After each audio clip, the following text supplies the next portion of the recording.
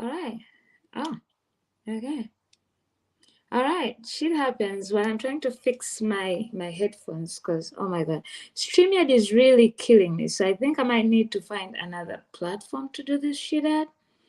But for all those who joined earlier, I was with Heather in the morning, and I had Mark, who we literally had so much shit happen, but we ended up finishing the conversation well. This one's gonna be a little bit different. So if you're sensitive, this is a warning for this conversation because we're gonna get into some shit. I can't seem to get my, you know what? It doesn't even matter at this point. So I'm gonna go ahead and bring the beautiful, the incredible, the one and only Leah, who have been able to be on to meet in person and to hang out with at Podfest to hear us speak. Hi Leah, welcome to Shit Happens, where shit is literally happening. What's up, sis? How are you doing? I am good. I'm trying to get this fucking mic to come up, my headphones to connect, and it's just Listen, what shit is happening? That's the reason why you call it shit. I feel like it's karma. I feel like God is like, well, you wanted to call it shit happens. Now every time you're gonna be on it, shit is gonna happen because that's how it Listen, has been. That's how it has been. So hold on 1 minute. Just 1 minute. Let me see if I can fix this one. But otherwise, how are you doing, darling? girl, I am good. I cannot complain. I'm excited to be here with you. And you just celebrated your birthday. How was that? My birthday was awesome. I can't complain. It's always good when your significant other does all the planning for you, right? Because then you don't have to plan. So these last couple of years, I've been like cool with just like showing up and looking good because he handles it. So yeah.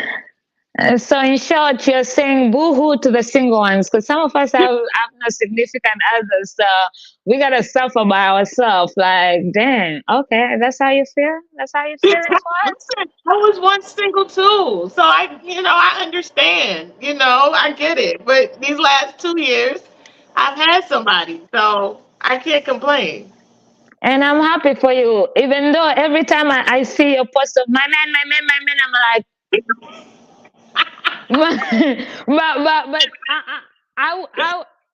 I am the same with you. Like as soon as I have a man, it's my man. Because you should be in a relationship where you celebrate your partner and your partner celebrates you, and you show out. Yeah. So Yeah. shout out to your man, okay? Okay. Shout out to him. And until I get a man, I guess I'm not gonna have my man comment. So my man, if you're out there in the world, please holla. Valentine's is around the corner. Send some flowers, some chocolate. Send Uber Eats. I love Uber Eats. God loves to Listen, eat. come on now, because we foodies over here. Listen, something. I feel like if only the internet was such a good place, right? I feel like I should have plastered my address somewhere and be like, you wanna make my day? Just Uber eats me food. Like just send me food because Listen, I'm here for it. Send me some Starbucks, a good meal, however you want to do it. I tell people, my birthday is all month long, even though it's the end of January. We still got to the end of February. So, if you want to take me to lunch, whatever, I'm here for it. and I have a special love hate relationship for Aquariuses. Okay, that's why my middle finger has the Aquarius. But you love me, though. Oh, you I definitely love. Like I definitely love. Like you literally. I was happy that I was able to celebrate with you your birthday virtually, and I'm looking forward to your book club coming up, which we're gonna talk about that. But first, allow me to introduce the boss herself. I mean, Leah got a whole sheet of accomplishments, like, you know. So we're not gonna get. I'm gonna let her brag about herself at the end of this, because I don't like. I'm teaching. I'm empowering people to brag about themselves, compared to people bragging about you, because we're always waiting for people to brag about us instead of actually going out there and bragging about yourself, because you did the Yeah. damn shit. You should be able to brag about yourself. And if people say stop bragging, tell them that they should get to do some shit so they can have shit to brag about. Okay. Period.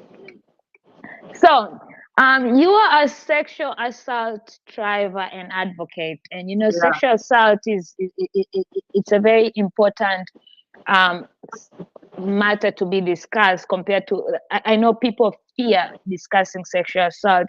It comes with a lot of baggage. I know when I was sexually assaulted, it took me a whole minute before I was actually comfortable. I literally just sent it back of my head and I didn't talk about it until I ended up sharing my story 2 years ago, 3 years ago. And the feedback was so empowering, because I think sometimes we have that fear of how people are going to respond to us, because people are always quick to say, well, you did this, that's why he ended up doing that. No, whether I did that or not, it should have never reached to where it did. But Yeah. the most important part I want to touch on, because you also do something which I wish a lot of people did, because you train law Mm-hmm. enforcement on how to bridge the gap between victim and law enforcement, which is so important, because one of the fears of people coming out is when they go to the law enforcement, which is supposed to be protecting us, they get judged and questioned and made feel Yeah. like before they actually get the help. And I think that's what makes people not even go report these assaults, because of what comes out of them. So I wanted us to talk about that, because you're doing something amazing. So let's go all the way in the beginning. What made you focus on law enforcement? Yeah, so I can tell y'all. So I was sexually assaulted 11 years ago. Matter of fact, January 27th made my 11th. I like to call it my rebirth day. And that's because I made a decision to reclaim that day and reclaim that power. But what made me really start with law enforcement was because when I was sexually assaulted 11 years ago and I had my first encounter with law enforcement by reporting my rape, literally I had a male officer ask me 5 to 7 times, was I absolutely sure that I was raped? And he asked me that because I had mentioned that me and this guy went on one date. And so he felt like, well, if you went on one date with him, this person couldn't be that bad. So are you absolutely sure? And then from there, I had a female detective. You know, sometimes people think that when you encounter a female law enforcement, there's no shade to them, that they'll be amazing, right? But that Nope. wasn't my case. You know, unfortunately, I had a female detective that she didn't really believe me.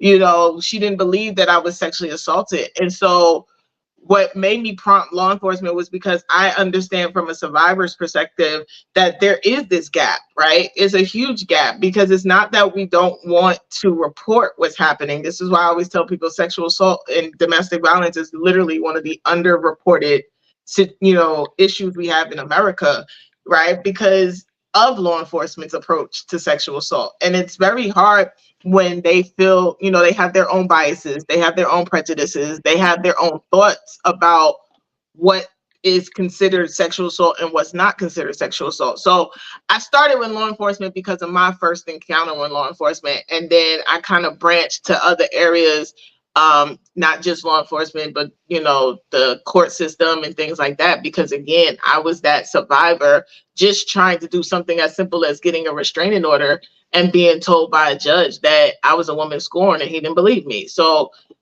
it just lets you know that there's things that we have to be, these are the conversations we have to have, but there's also education that needs to be done so that they understand the best way to approach a victim or a survivor of sexual assault. First of all, I'm so sorry that happened to you. And I am glad you were able to get out the other side, because some people don't survive. Some people end up, it becomes too much. They commit suicide. They end up being drug addicts, because it does affect your mind, you know, when you sit with it, and it changes your perspective on people and society. You no longer know who to trust. You no Yeah. longer, especially if it was a male or if it was your family member, you now don't understand family, because you're like, how could that be my family and they do this to me, right? But something you say there, which is right, very true, that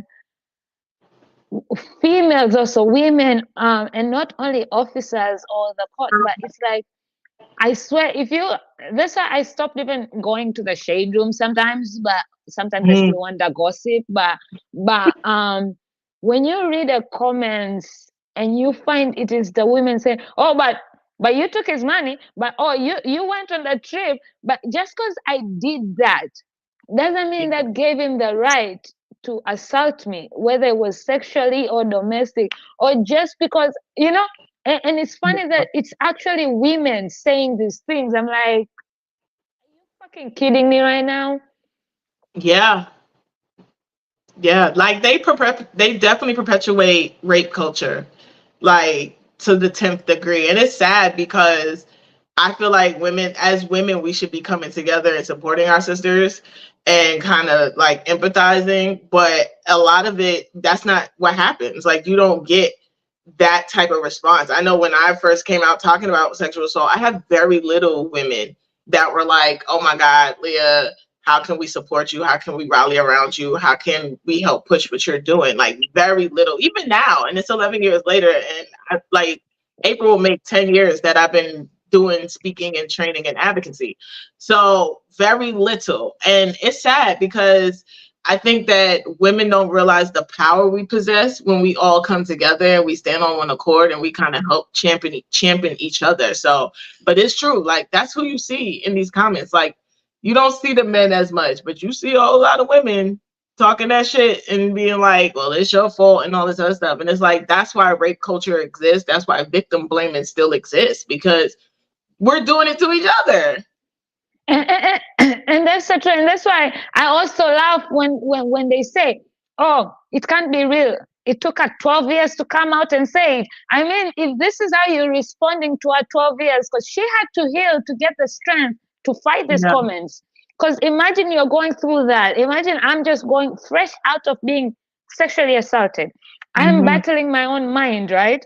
I'm battling the police officers who are telling me, who are questioning me like I am the, not the victim, but the aggressor. Like I brought it on myself.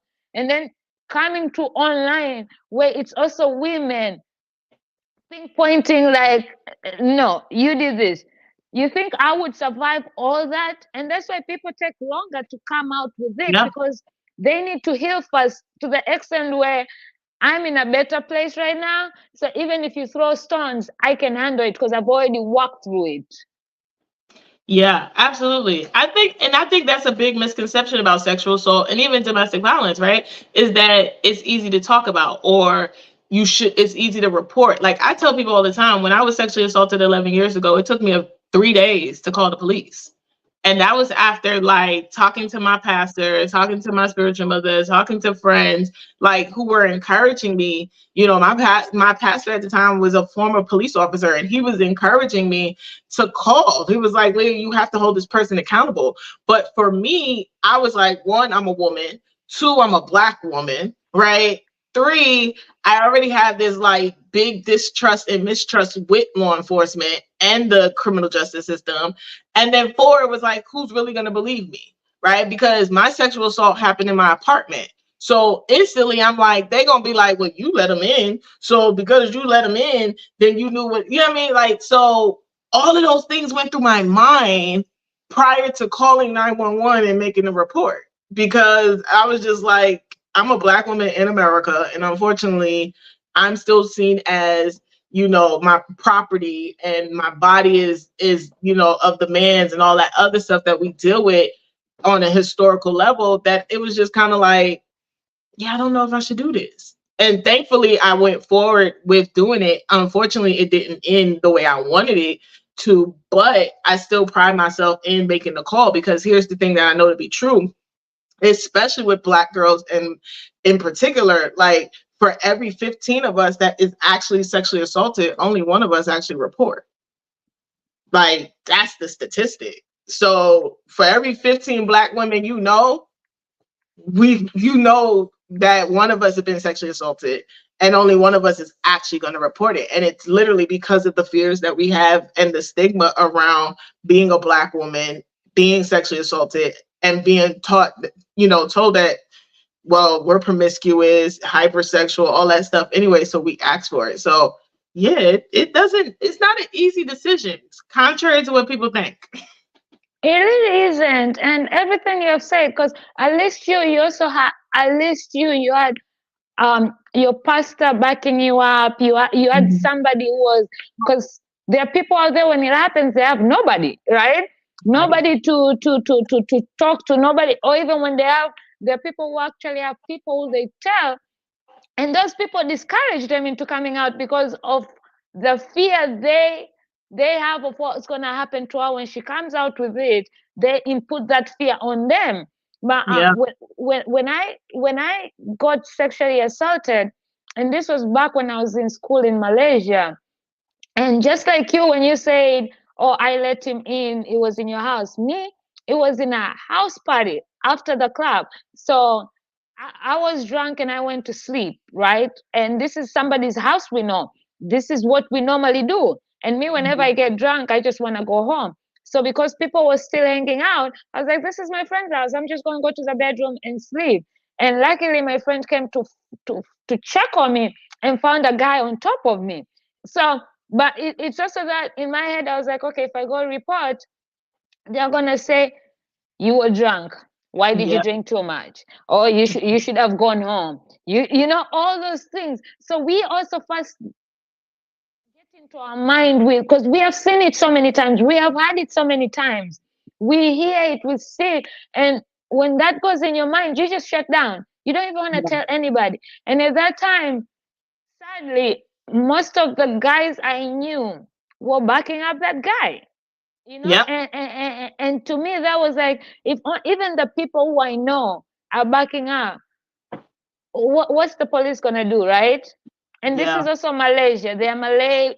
They hate the Black people. I'm a Black woman. So it was like so many. I was like, no. So I literally just put it on the back of my mind, and I stopped hanging out with a lot of those people. I just disappeared. I just started like a different life. I tried to forget about it. I tried, but I was able to do that. There's some people who can't forget about it. There's some people who can't move forward with that, and that ends up committing suicide and all that shit. So I feel like the society itself is also not building us or encouraging us to come out. I mean, look when Kiki Palmer decided to come out, right?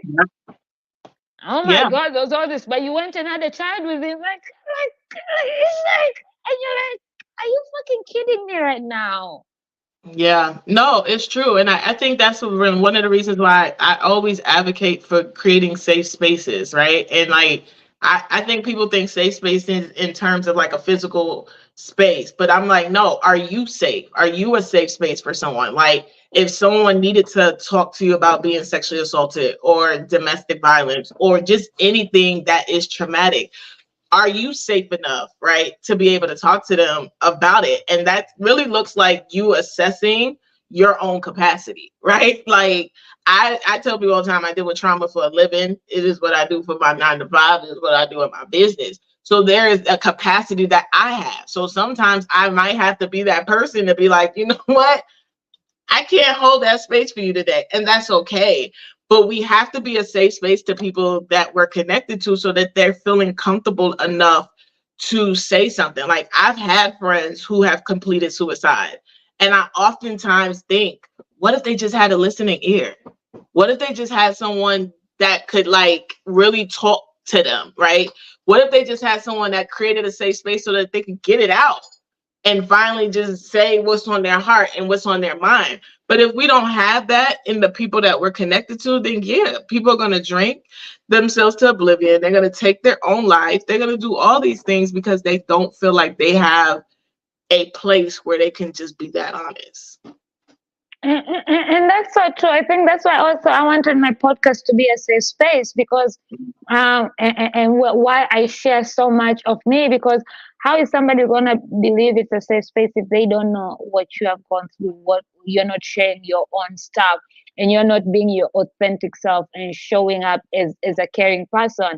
And it's funny because most people think they are, but they really aren't. Because trust me, I have friends who I can talk about everything, but there's certain things like really like a safe space where I feel like, oh my God, I want. There are very few of those, like very few. And I am also learning to be that, because I'm learning to be like, and I think most of us are so quick when our friends come to us to offer advice, and that's where the problem comes. Yeah. That's where the problem comes.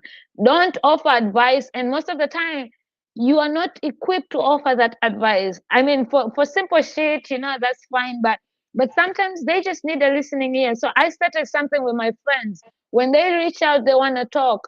I ask them, do you want to vent? Do you want to advice? Do you just want to talk shit? Do you want a listener? What are you looking for? What do you want me to provide? And I even ask them sometimes, or I even send it when I'm sending a voicemail, which one of my friends was like, oh my God, thank you so much for saying that. Whenever I send a voicemail to my friends where I'm complaining about shit, I put a trigger warning. Like, if you're not in a good space, don't listen to this now, because I'm about to go in. That way they can listen it to their own time, in their own, when they have that space. Because sometimes I tell my friends, listen, I can't do this right now. Can we talk later? No offense, but I'm not in the space to be of clear mind for you right now. And as you say, that is okay. And I think we need to create more of that, because there's nothing I hate like when people are sharing, they are seeking out help online, and people shut them down, like, why are you crying for us online? Don't you have people? Maybe they don't have people, that's why they're crying online. Maybe they need to be seen. Maybe their people are not seeing them. Because it's so easy. I show up every day online, but you don't know what exactly I'm going through.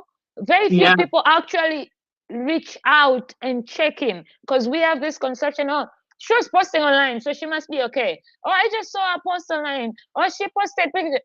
That's not real life. That's just us doing what we gotta do.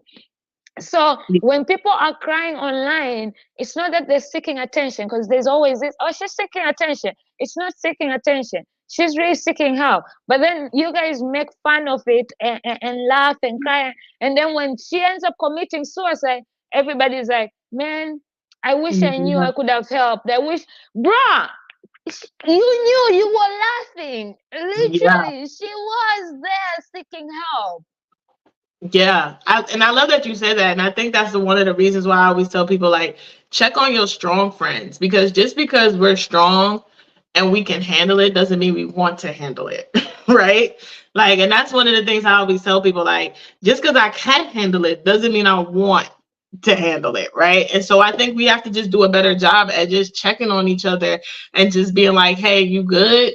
And pay attention to like the subtle changes. Because this is what I say about suicide, and I have a 10-year career in mental health. I always say that there's subtle changes that happen before someone decides that they're going to take their life. Like when you notice that your friend who is like you, Paula, like you talk shit, you and all, you know what I'm saying? When you notice that person does not have that energy, when they're not answering calls, where they're not just being themselves, they're starting to withdraw.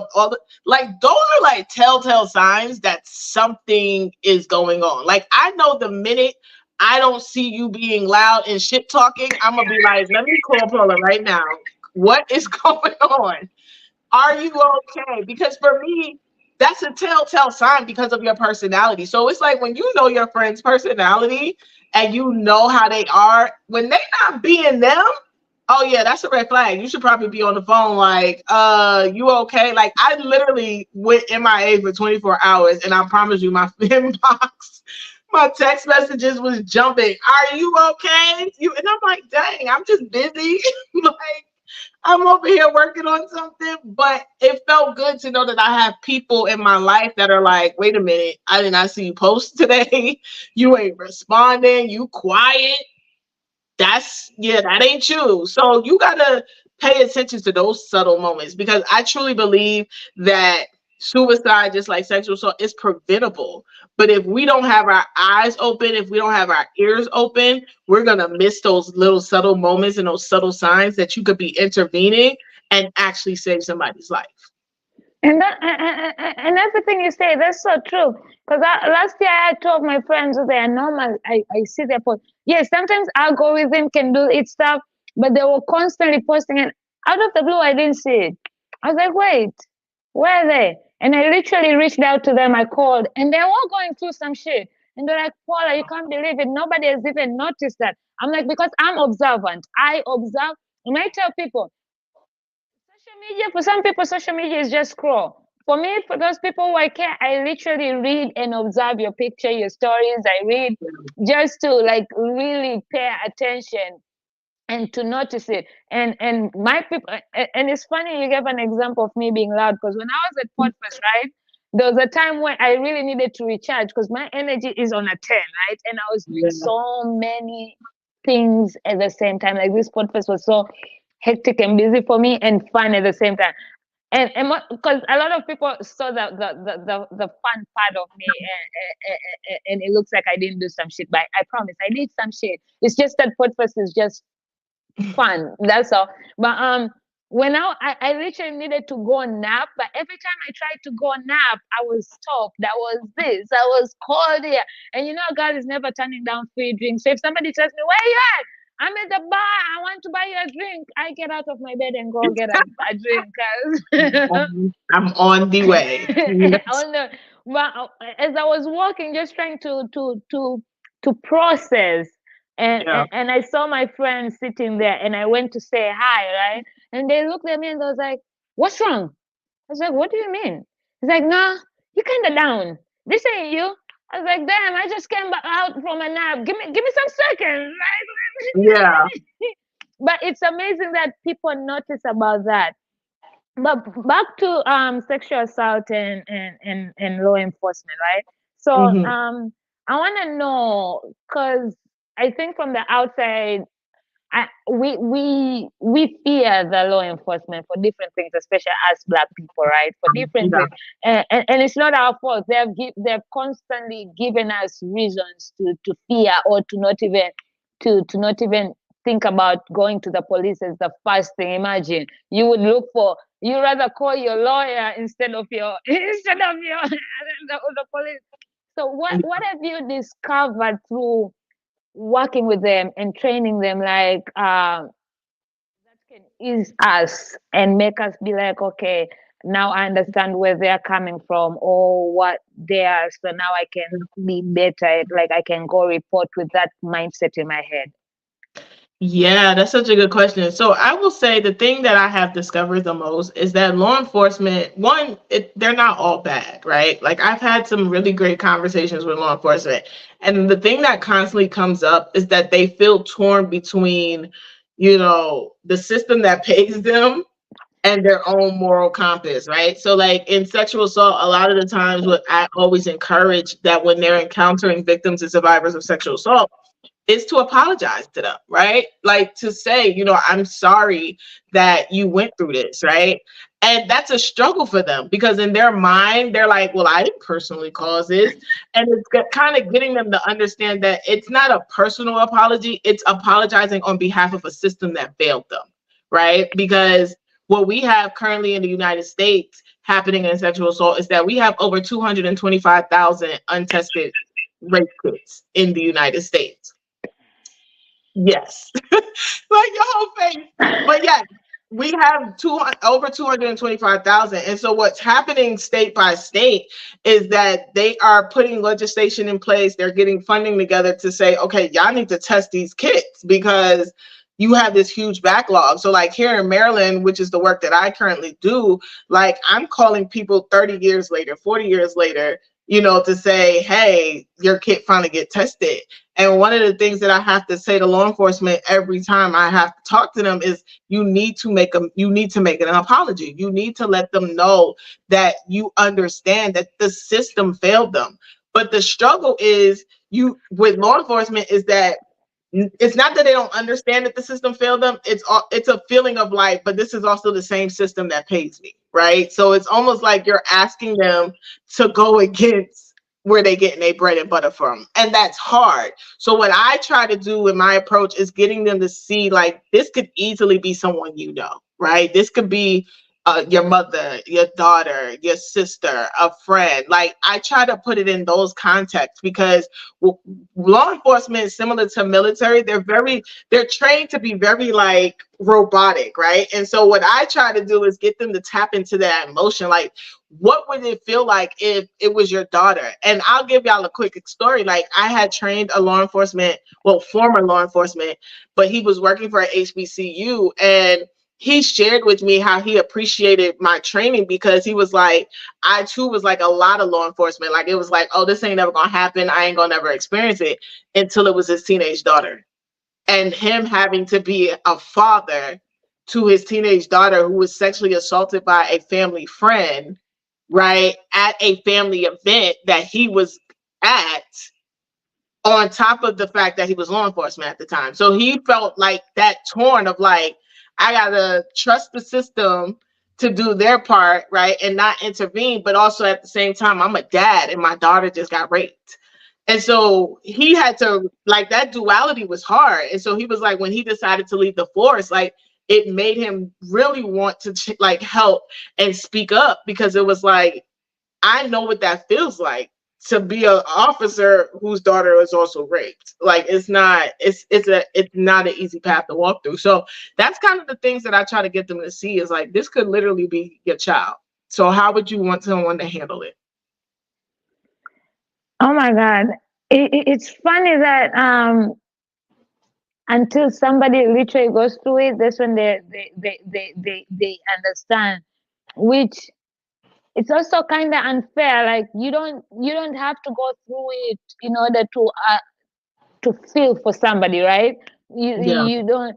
But I'm glad you're out there preaching, and I'm glad people like. And sometimes yes, it does. We are all raised from different. We come from different backgrounds. We were raised differently. Some people are raised with compassion. Some people had to train themselves to be compassionate and have empathy and all that. So I'm all for those who are willing to learn, right? To listen, to hear, and learn.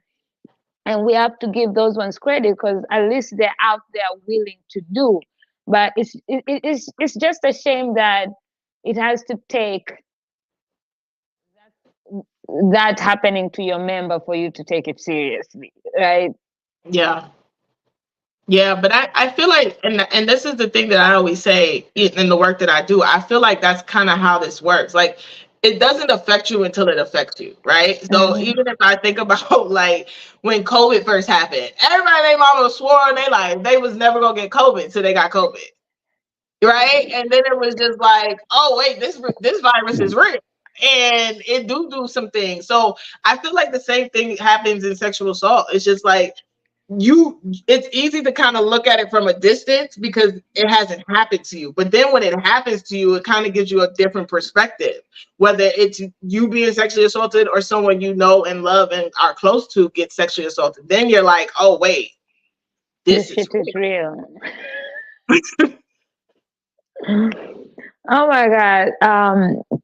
So what I know you said you did not get the outcome you were hoping for, and you had your pastor talking to you, encouraging you. But what practices did you use to get you through that? Because going to the law enforcement is just one part of it.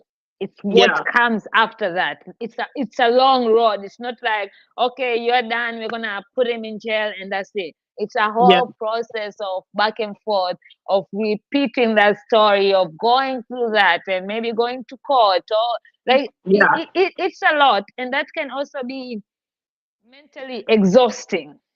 Absolutely.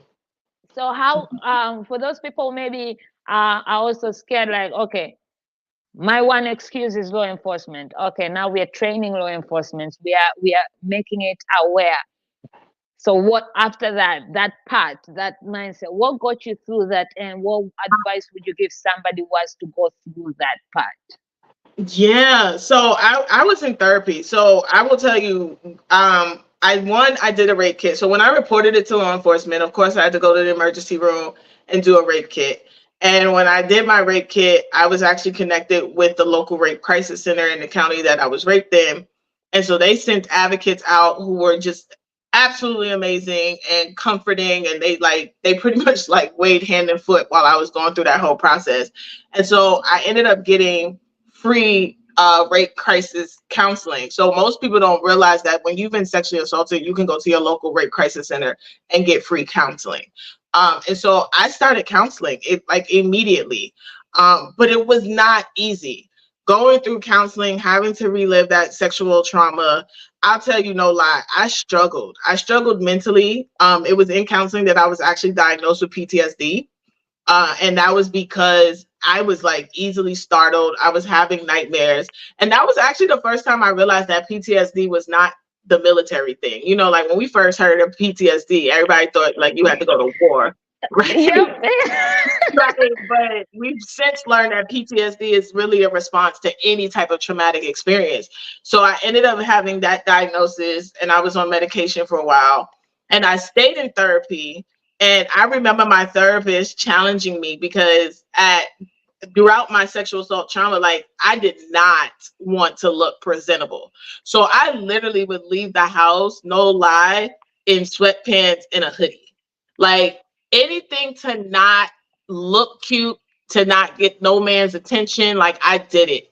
I wouldn't get my nails done, my hair done, nothing. And my therapist, she kept challenging me. Like she was like, Leah, just do it for you, do it for you. And I was like, nope, because the minute a man tries to holler at me, like I'm gonna cringe. So it took a lot of therapy. It also took me relying on my faith in God, right? It took journaling. That's why I'm a very big proponent. Like I always tell people, especially those who believe in God, like you can have your relationship with God and therapy. You do not have to choose. I always say you can have a cross in the couch. You don't have to choose, because those two combined helped me to get to where I am today. And so I was in therapy for like a good year and a half before I actually started speaking up and sharing my sexual assault story. And my therapist was very good at that, because she wanted to make sure that when I did start sharing my story publicly, that I was prepared. You know, again, sexual assault is one of those topics where you might get some people that are like, I'm here for you and support you. And then you might get the other batch of people that are like, you know, ready to stone you to death. That's just kind of the nature of the beast. But it was therapy, it was journaling, it was prayer, and meditating. Those were like the four things. And if I add a fifth, self-care, like really taking care of me, that got me through that journey, so that 11 years later I can do the work that I do now. Oh my God. First of all, faith, your relationship with Jesus, like the faith, that is really important to get through anything in life, you know. And without that, I mean, you will get there, but I don't know where you'll get. It might be a long destination, because you're not allowing God to lead you and having faith in Him that He can get you through it. But also something you said, you know, how you didn't want to look cute, you didn't want, and that's the thing, right? Because you had it in your head that maybe because I was dressed sexually, maybe because I made him attractive. Because you know, even back in the days, I'm from Africa, in Tanzania. Whenever somebody wore a short skirt or shorts, they would always make, "Oh, you're looking to be raped. How are you going to dress that? How is me wearing a short skirt looking to be raped?" So, you know, when people always have that mindset, oh, because I was dressed so sexual or this, and it's a real thing, it really affects your mind. And now you start looking at yourself, oh, then I should be rough. That way nobody wants me. But, hey, baby, sometimes it's not about your body or anything. You can be dressed as a homeless and there'll still be that one man out there who wants you. Who Oh wants yeah. you. Because I mean, and that's because sexual assault is not about sex. It's about power and control. And that's what I Yeah. always try to get people to understand is that what a perpetrator is getting off on is the fact that they could take control over you. You know, my rapist told me when he was raping me that he wanted to make it so nobody would ever want me and I would be damaged goods. That's what was exciting him. Yeah. It wasn't the sex. It was I want to take control over you. So if I can get control over you, I'm gonna get off on that. And that's what people have to understand about abuse of any kind. It's about power and control. That is, they are not getting off on the fact that their Yeah. penis is in your vagina. That's not what they get excited about. It really is them watching you struggle and them Yep. taking that power away from you. Um, Even the people who kill, like the murderers, the serial killers, they just enjoy the pleasure of torturing you until the kill. It's the entire process, the hunt, the Yep. torture, the kill. For them, it's like that's the fascination. That's why they won't just run you over with a car. They have to really hunt you, like that entire process. But and I'm glad you shared that because I personally didn't know, and I hope that for those people who are there scared, because when you tell people to go to therapy, right? Therapy is Mhm. also not cheap and not offered as freely as it should.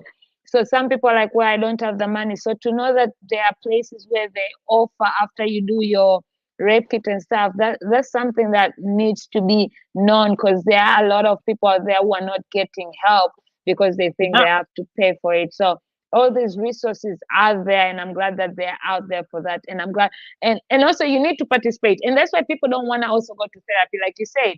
It was hard because you have to really do the work. You can go to therapy and just keep quiet and keep going for 2 years, 3 years, and nothing will change because you're not doing the work. You really, Yeah. it's intense. You really need to talk everything, to share, to go over it, to relive it, and to learn it and unlearn. Like working on yourself is not easy, bro. It's really. It, but then this I like how you call you that date a rebirth, because when you Mhm. go through that and you actually do the work, you get reborn, because now you know who you are. Now you are stronger, much more stronger, because you made it to the other side. Now you are aware, and now you're like, nobody's ever gonna take my fucking power. Yeah. So Yep. thank you so much, Leah, for coming in and sharing that. I really um you know it's topics like this that people really don't discuss. And again, I learned some shit today which I didn't, because I haven't been sexually assaulted in America, and God, I hope I don't. But I have gone through that in a different country. But I know it's a lot of people out there who go through it, and they go through it alone.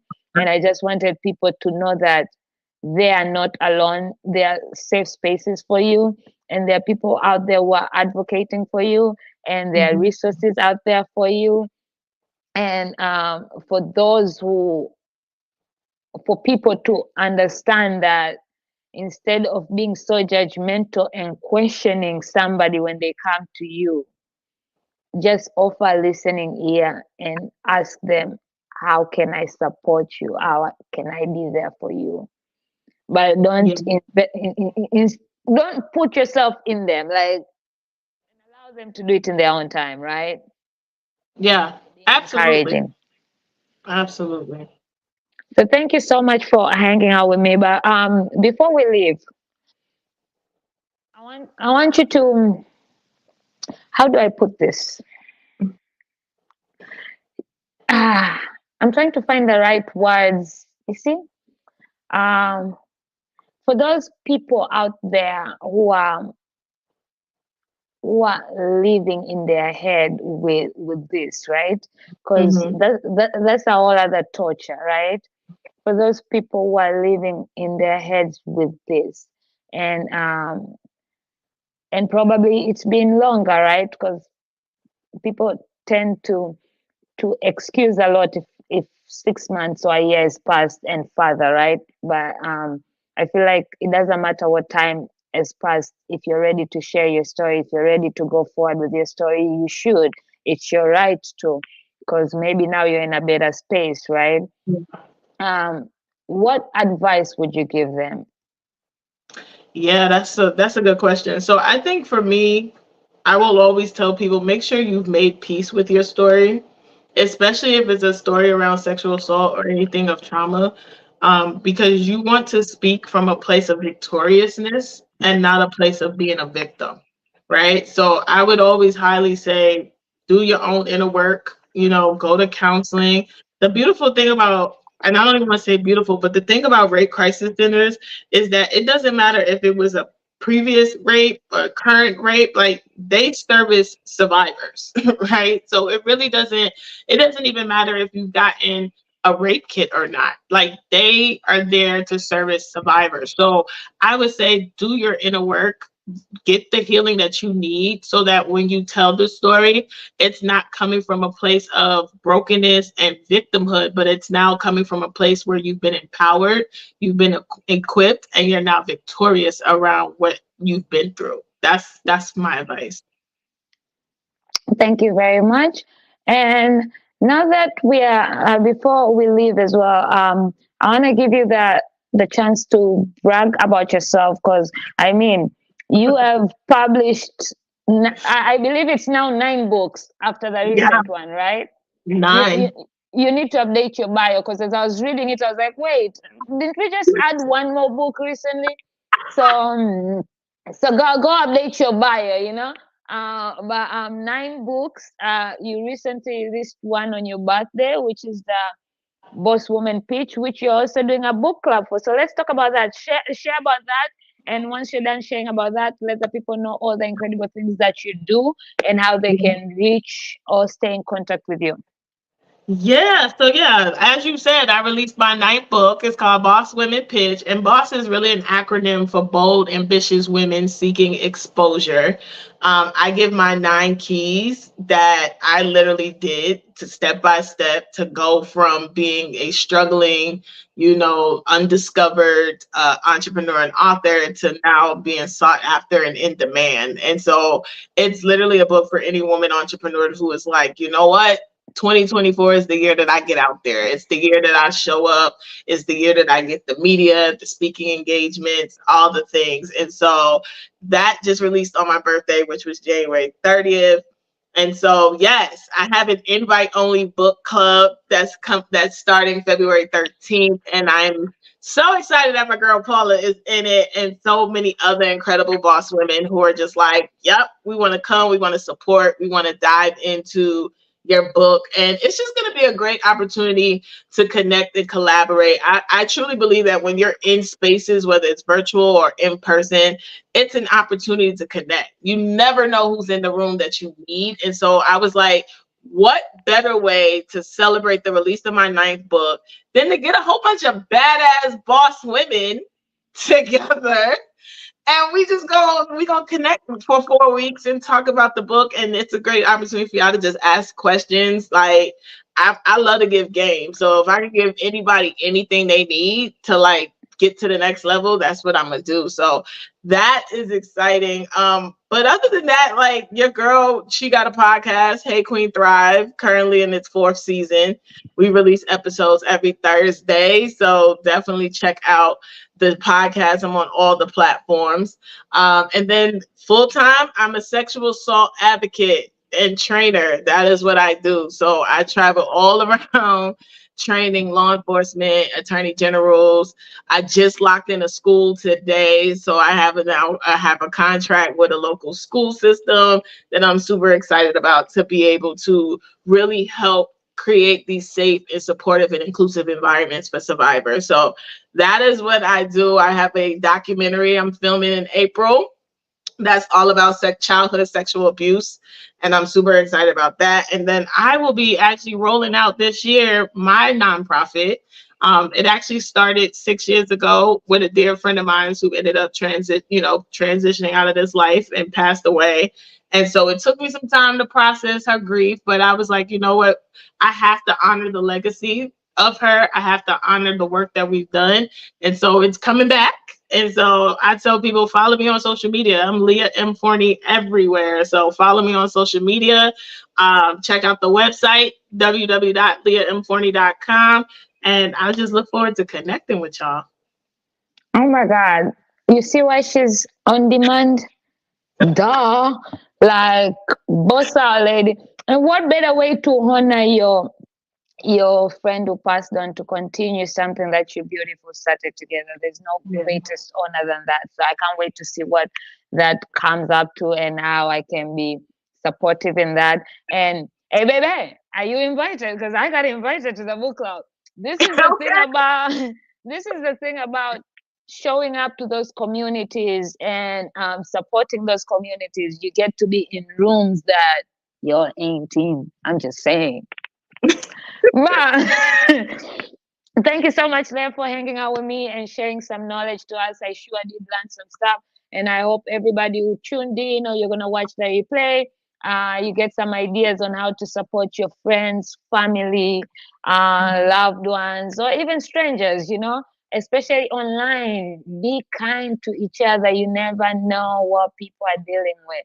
So if you feel people are just looking for attention, maybe they are, maybe they are not. Maybe they are literally seeking help. I think we need to stop being negative and more positive. When you take away your negative thoughts, you actually see something more deeper than the negativity of it. So let's be kind to one another, right? And another one for Shit Happens. Yes.